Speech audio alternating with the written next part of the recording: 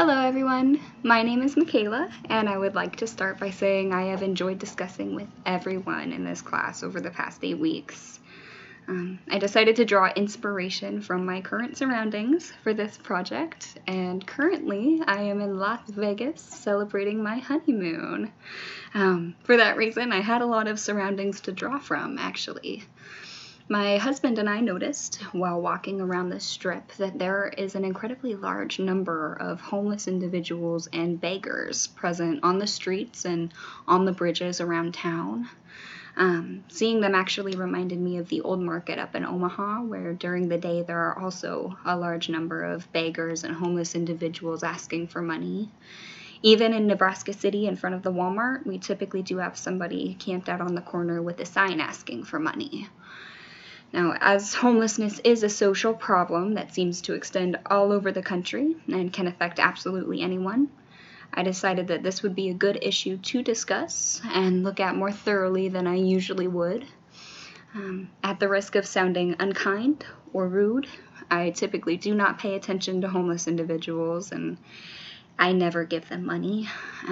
This is another reason that I decided it would be good to look at not only why homelessness is such a rampant social problem, but what can really be done to help them and reduce the number of homeless individuals, prevent it from affecting any other people, as I feel that handing somebody $1 on the streets is not actually the best way of doing that.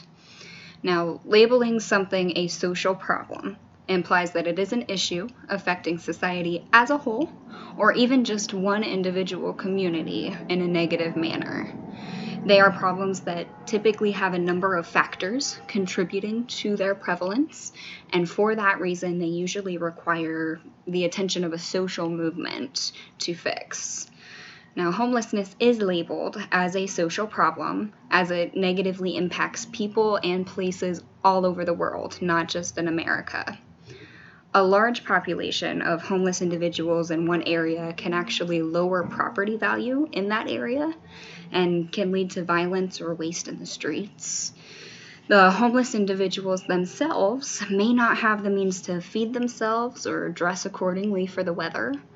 They may not have any reliable shelter from the elements, and they may not have access to clean water, so no baths, no drinking water for them. Homeless individuals may have illnesses that go untreated and may have injuries that are not addressed as well. They may not have any family or friends or just individuals willing to look out for them. Now, for these reasons, changes need to be made, as no one should be subject to that sort of unreliable lifestyle. Homelessness is such a large problem in the world that we live in today due to a number of social factors. In order to reduce homelessness as a whole, we must first begin by looking at how to reduce the individual factors that lead to homelessness. Now, one of the common factors that leads to homelessness is actually drug or alcohol addiction. Individuals who suffer from these types of addictions can become so engrossed in finding the next fix of the substance that they want that they may lose the people that they love in the process. They may sell belongings in order to get money for their substance of choice, and they may even lose their house due to being unable to make the mortgage payments or pay any other bills that they need to pay. Individuals may resort to theft from family or friends, or they may even break and enter into a stranger's home or into a business in order to get money for their substances, and for that reason, people may not be willing to take them in. Another addiction that can lead to homelessness would be a gambling addiction. Some people may be extreme enough to bet everything they have and then lose it all, and they will be unable to afford their home, unable to afford a car, any means of transportation, and may lose a job. Addiction in itself is an illness, and sadly, individuals who suffer from addiction, whether it be addiction to an illegal substance, addiction to alcohol, or a gambling addiction, do not get the help they need in some cases.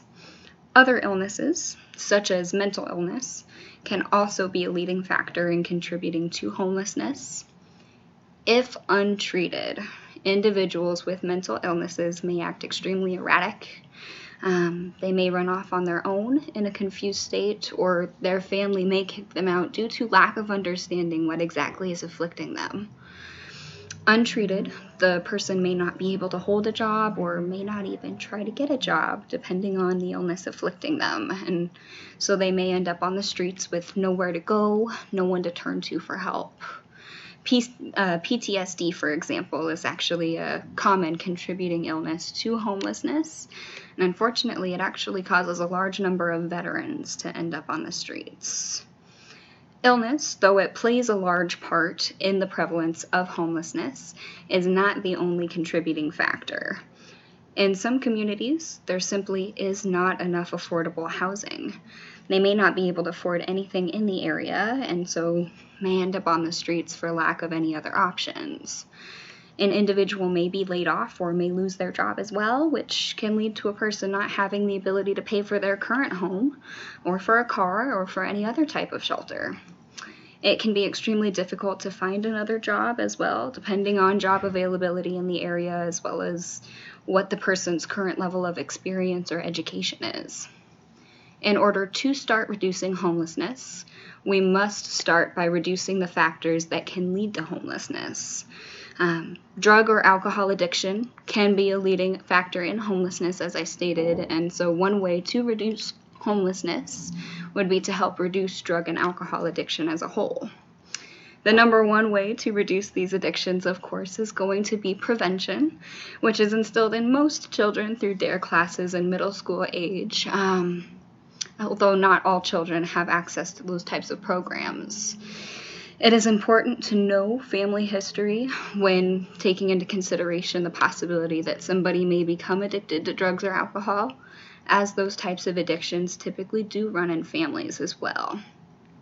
People need to be equipped with the proper emotional tools to handle anything that life can throw at them, and they need to be confident enough in their beliefs and able to say no to friends so that peer pressure is not a contributing factor as well. Healthy habits like daily exercise or consuming healthy food can also dissuade individuals from ever attempting drugs or alcohol or anything of the sort.